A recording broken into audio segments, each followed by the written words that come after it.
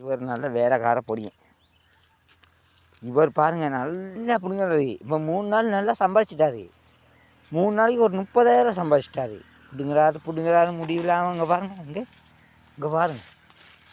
காலையில் 7:40 தான், 7:40 6:40க்கு வந்தார் பாருங்களே.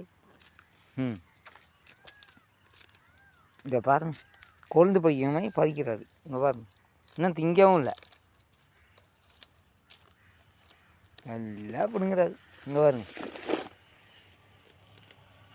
நான் பிடுங்கலை, இந்தா 1.5 பேக் பிடிங்கி வச்சுருக்கேன்.